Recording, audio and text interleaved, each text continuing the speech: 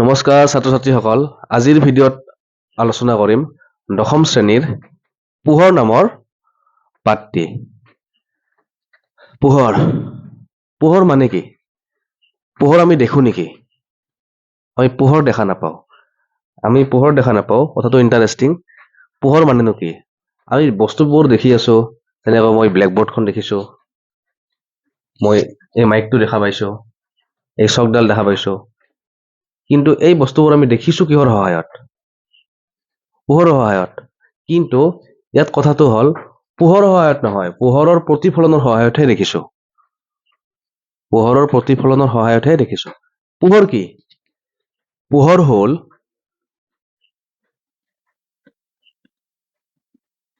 পোহৰ হ'ল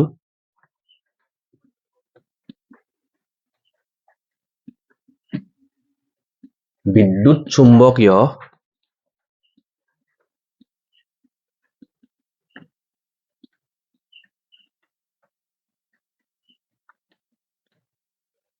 বিকিৰণৰ এটা প্ৰকাৰ, যিয়ে তৰংগ আৰু কণা, আমি কওঁ ফটন। তৰংগ আৰু কণা অৰ্থাৎ ফটন দৰে কাম কৰে। গম পালা পোহৰ কি? পোহৰ হ'ল বিদ্যুৎ চুম্বকীয় বিকিৰণৰ এটা প্ৰকাৰ, যিয়ে তৰংগ আৰু কণা ফটনৰ দৰে কাম কৰে।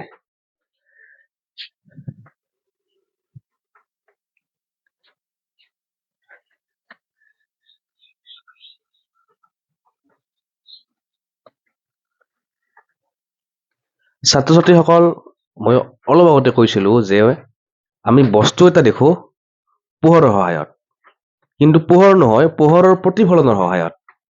কিন্তু পোহৰ থাকিলে জানো হ'ব? চকু লাগিব। চকু থাকিলেহে আমি দেখা পাম। কথাটো এনেকুৱা, চকু থাকিলেও আছে যদিও মোৰ পিছফালটো মই দেখিছো নেকি? বা তোমালোকৰ পিছফালটো দেখিছা নেকি? চকুটো আছে কিন্তু পিছফালটো দেখা নাপাওঁ। কাৰণ পোহৰৰ প্ৰতিফলনৰ কাৰণে আমিহে দেখো। পোহৰ প্ৰতিফলন হৈ আমাৰ চকুত যদি আহে, অৰ্থাৎ আমাৰ চকুত আপৰিত হলেহে আমি বস্তুটো দেখা পাম। পোহৰৰ প্ৰতিফলন মানে কি? ছাত্ৰ ছাত্ৰীসকল, পোহৰৰ প্ৰতিফলন মানে কি? ধৰি লোৱা মই যিকোনো এটা মাধ্যম আঁকিছো, মাধ্যম ধৰা এখন ৱালো হ'ব পাৰে, বা এখন দাপোন হ'ব পাৰে, যিকোনো মাধ্যম এটা হ'ব পাৰে, পানী হ'ব পাৰে, মাটি হ'ব পাৰে। বুজিলা? যিকোনো মাধ্যম এটা আঁকিছো। পোহৰ যিকোনো উৎসৰ পৰা আহি সেই মাধ্যমটোত পৰিছে।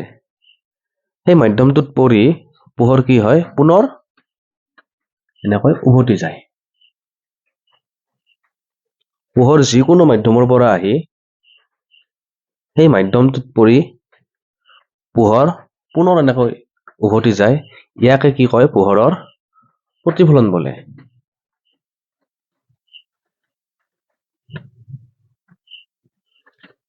এই ৰেখাডাল আঁকিলো মই, এই ৰেখাডালক কয় অভিলম্ব। এইডাল মই আঁকি ললো। এই যি পোহৰ আপতিত হৈছিল, এই আপতিত হৈ পোহৰ যেতিয়া প্ৰতিফলন হ'ল, পাৰ হৈ গ'ল, তেতিয়া ইয়াত কোণ উৎপন্ন হৈছিল। এইটো এটা কোণ, এইটো এটা কোণ। লক্ষ্য কৰা, আপতিত কোণ, এই কোণটোক কয় আপতিত কোণ। আপতিত কোণ আৰু এই প্ৰতিফলন কোণ, দুয়োটা কোণ সদায় কি হয়? সমান হয়। সদায় সমান হয়।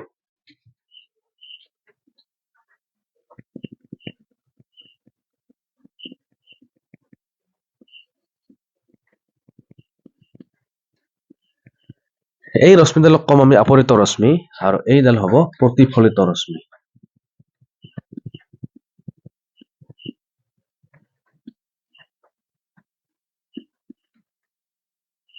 প্ৰতিফলিত ৰশ্মি।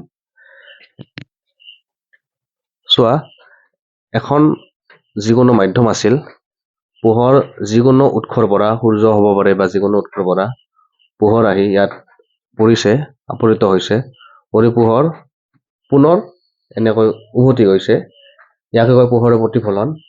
ইয়াত লক্ষ্য কৰিবা, পোহৰ যেতিয়া প্ৰতিফলন হয় তেতিয়া ইয়াত মই এডাল অবিলম্ব আঁকিছো, আৰু এই অবিলম্বত লগত এই কোণ উৎপন্ন কৰিছে, এই কোণটো আপতিত কোণ। আপতিত কোণক আমি আইৰে বুজাও। আপতিত কোণ আই আৰু প্ৰতিফলন কোণ আৰ, ৰিফ্লেকশন আৰ। গতিকে এই দুটা কোণ সদায় কি হয়? সমান হয়। কোণ আই সমান কোণ আৰ। কোণ আই সমান কোণ আৰ। পোহৰৰ প্ৰতিফলনৰ দুটা নিয়ম আছে, অৰ্থাৎ দুটা সূত্ৰ আছে। এই দুটা সূত্ৰ এই দুটাই যে পোহৰৰ আপতিত কোণ আৰু পোহৰৰ প্ৰতিফলিত কোণ দুয়োটা কোণ সমান। আৰু দ্বিতীয়তে, আপতিত ৰশ্মি, প্ৰতিফলিত ৰশ্মি আৰু অবিলম্ব সদায় কি হয়? এখন সমতলতে থাকে আৰু এটা বিন্দুতেই লগ লাগি থাকে। গতিকে এইটো এটা কথা।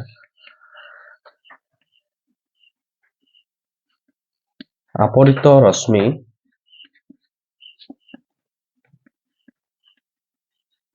প্ৰতিফলিত ৰশ্মি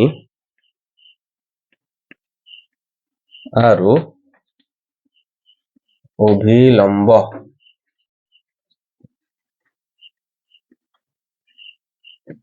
এখন মাধ্যমৰ এটা বিন্দুতে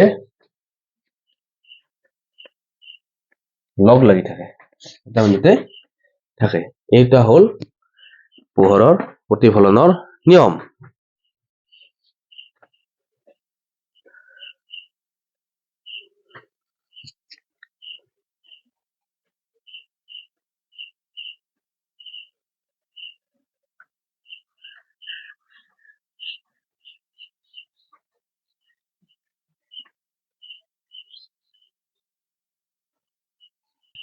দাপোনৰ কথা পাম।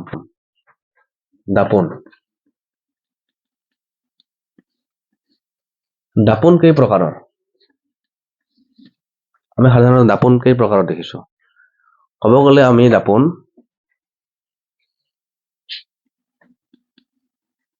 সমতল দাপোন দেখিছো, সকলোৱে দেখিছো সমতল দাপোন, যিবোৰ এনেকুৱা।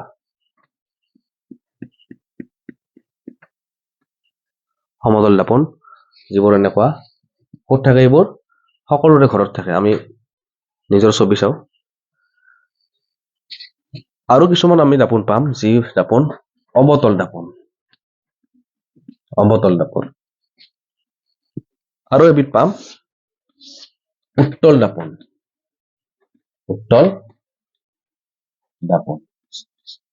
আচলতে এই দাপোনবোৰ হ'ল গোলাকাৰ দাপোন। এই অৱতল দাপোন আৰু উত্তল দাপোন হ'ব গোলাকাৰ দাপোন।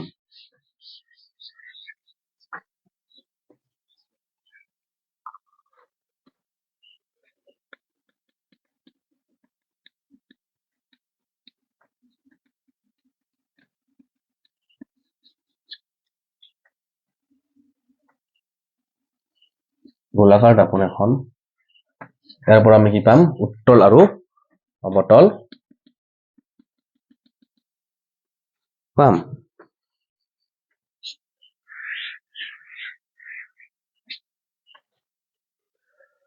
ছাত্ৰ-ছাত্ৰীসকল, গোলাকাৰ দাপোন দুই প্ৰকাৰৰ, অৱতল আৰু উত্তল। প্ৰথমে আমি অৱতলৰ কথা শিকিম। কোনবোৰ দাপোনক অৱতল দাপোন বুলি কোৱা হয়?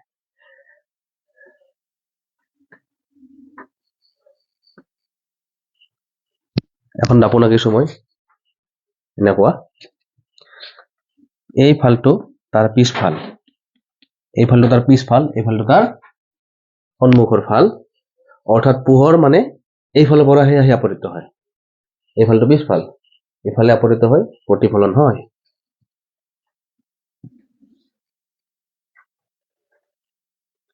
এই ৰেখাডাল মুখ্য অক্ষ,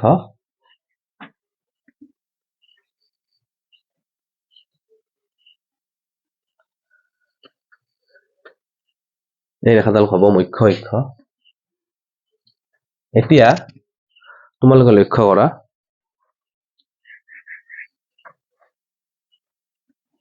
এই বিন্দুটো আমি পি বুলি লিখো, এইটো মেৰু বুলি কোৱা হয়, মেৰু। আৰু যিহেতু এইখন এখন গোলাকাৰ দাপোন, এখন কি দাপোন? গোলাকাৰ দাপোন।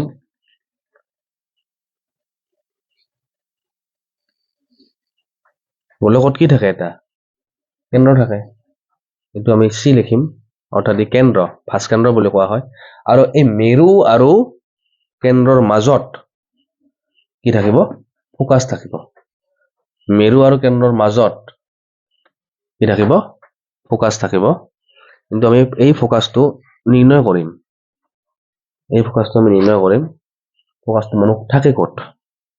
এইখন এখন অৱতল দাপোন, অৱতল দাপোনৰ ফোকাছটো বাৰু কেনেকৈ চিনাক্ত কৰা হয়?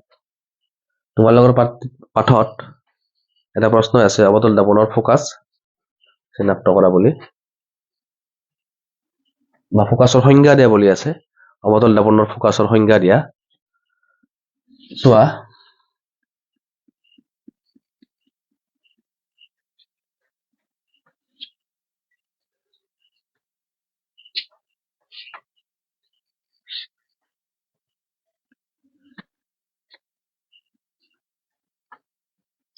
ছাত্ৰ ছাত্ৰীসকল, এইখন মই অৱতল দাপোন আঁকিছো,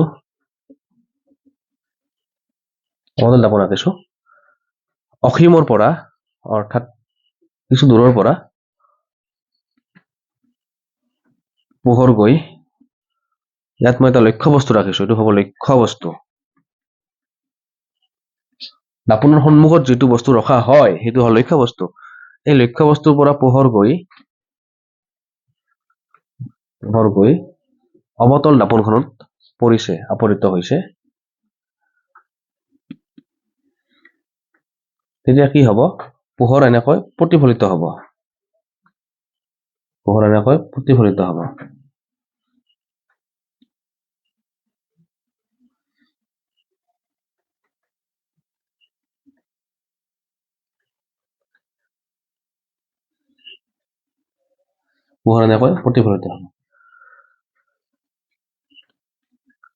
তোমালোকে কি দেখা পালা? চোৱা, অসীমত এটা লক্ষ্য বস্তু ৰখা হৈছে, আৰু এই লক্ষ্য বস্তুৰ পৰা পোহৰ গৈ দাপোনখনত আপতিত হৈছে। আপতিত হৈ দাপোনত পোহৰ আপতিত হলে কি হয়? প্ৰতিফলিত হয়। এনেকৈ প্ৰতিফলিত হৈছে। মই কেইবাটাও ৰশ্মি ইয়াত অংকন কৰিছো। এনেকৈ চোৱা, প্ৰতিফলিত হৈছে। এই প্ৰতিফলিত হোৱাৰ পিছত ৰশ্মিসমূহ এটা ঠাইত, অৰ্থাৎ এটা বিন্দুত লগ লাগিছে। সকলোবোৰ ৰশ্মি এটা বিন্দুত লগ লাগিছে, আৰু যিটো বিন্দুত লগ লাগে সেই বিন্দুটোৱে হ'ব তাৰ ফোকাছ।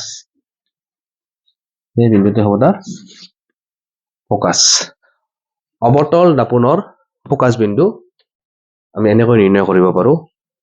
অৰ্থাৎ ফোকাছটো ক'ত থাকে? মেৰু আৰু কেন্দ্ৰৰ মাজত। এইটো হ'ল ফোকাছ।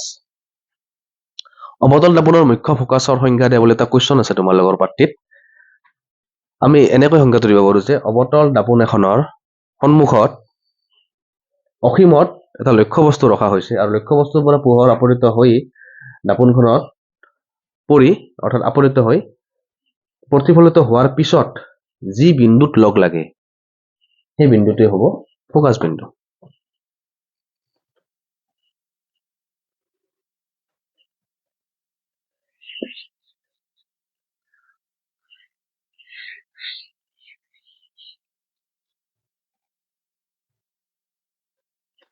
ছাত্ৰ ছাত্ৰীসকল, উত্তল দাপোনৰ কথা আলোচনা কৰাৰ আগত মই দুটা কথা ক'ম।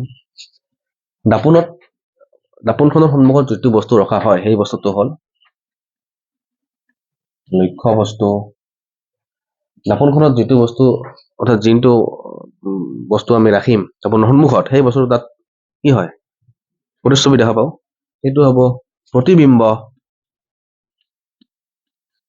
প্ৰতিবিম্ব প্ৰতিবিম্ব এতিয়া লক্ষ্য বস্তু আৰু প্ৰতিবিম্ব এই শব্দ দুটা তোমালোকে গোটেই লেসনটোত পাই থাকিবা ইয়াত আমি গণিত পাম আৰু গণিতসমূহতো আমি পাম লক্ষ্য বস্তু আৰু প্ৰতিবিম্ব আমি গণিতত কি পাম লক্ষ্য বস্তুক আমি ইউৰে বুজাম প্ৰতিবিম্বক আমি ভিৰে বুজাম এইবোৰ পাই থাকিম আমি এতিয়া কথাটো হ'ল প্ৰতিবিম্ব দুই প্ৰকাৰৰ তোমালোকে আগৰ শ্ৰেণীসমূহত পাই আহিছা প্ৰতিবিম্ব দুই প্ৰকাৰৰ এবিধ হ'ল সৎ আৰু আনবিধ হ'ল অসৎ সৎ আৰু অসৎ তোমালোকে আগৰ পাঠত পাই আহিছা সৎ প্ৰতিবিম্ব কি আৰু অসৎ প্ৰতিবিম্ব কি আমি পাই আহিছিলো যে সৎ প্ৰতিবিম্ব মানে হ'ল যিবোৰ প্ৰতিবিম্ব পৰ্দাত ধৰিব পাৰো আৰু অসৎ মানে পাইছিলো যিবোৰ প্ৰতিবিম্ব পৰ্দাত ধৰিব নোৱাৰো কিন্তু আমি এইখিনি জানিলে হ'ব জানো পৰ্দাত ধৰিব পাৰো পৰ্দাত ধৰিব নোৱাৰো সেই বিষয়ে আমি ভালদৰে বিতংভাৱে ইয়াত আলোচনা কৰিম পৰৱৰ্তী ভিডিঅ'ত আমি আলোচনা কৰিম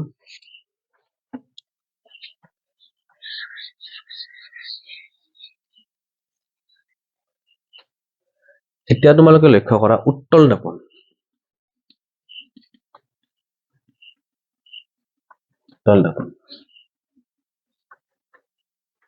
উত্তল দাপোন কেনেকুৱা অবতল দাপোনৰ ঠিক বিপৰীত বুলি তুমি ধৰিব পাৰা ইয়াৰ পিছফালটো ভিতৰ ফালে থাকে অৰ্থাৎ এইফালে ভিতৰ ফাল আৰু পোহৰ যোনফালে প্ৰতিফলিত হয় সেই ফালটো উফন্দি উঠা উত্তল দাপোনখন লক্ষ্য কৰা তাৰ কেন্দ্ৰ কোনফালে থাকিব সোঁফালে থাকিব অৰ্থাৎ ফোকাসটো এইফালে থাকিব এতিয়া আমি উত্তল দাপোনৰ ফোকাস নিৰ্ণয় কৰিম ছাত্ৰ ছাত্ৰীসকল তোমালোকে অবতল দাপোনৰ ফোকাস কেনেকৈ নিৰ্ণয় কৰিব লাগে পালা অলপ আগত এতিয়া চোৱা পোহৰ ৰশ্মি কোনফালৰ পৰা আপতিত হয় এইফালৰ পৰা অৰ্থাৎ এইফালেহে তাত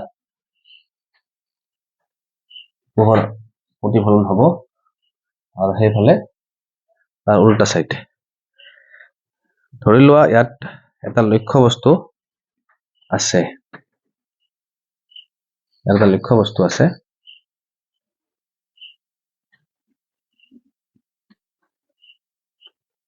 লক্ষ্য বস্তুৰ পৰা পোহৰ গৈ দাপোনখনত কি হৈছে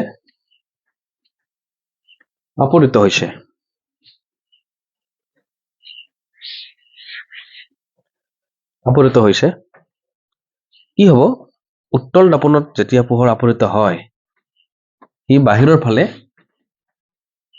ফালে প্ৰতিফলিত হয় যেতিয়া বাহিৰৰ ফালে প্ৰতিফলিত হৈছে তোমালোকে দেখা পাইছা যে পোহৰৰ ৰশ্মি প্ৰতিফলন হোৱাৰ পিছত পোহৰৰ ৰশ্মি লগ লগা নাই তেতিয়া অবতল দাপোনত এটা বিন্দুত লগ লাগিছিল প্ৰতিফলন হোৱাৰ পিছত ইয়াত লগ লগা নাই গতিকে আমি কি কৰিম আমি এইফালে লগ লগা বুলি ধৰি ল'ম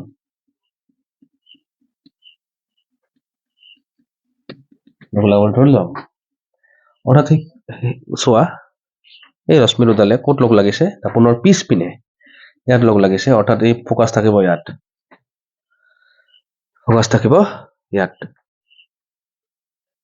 তোমালোকে দেখা পালা যে পোহৰৰ ৰশ্মি উত্তল দাপোনত আপতিত হৈ বাহিৰৰ ফালে প্ৰতিফলিত হয় আৰু আমি ধৰি লৈছো লগ লাগে দাপোনখনৰ পিছফালে গতিকে তাৰ ফোকাস কোনফালে থাকিব দাপোনৰ পিছফালে থাকিব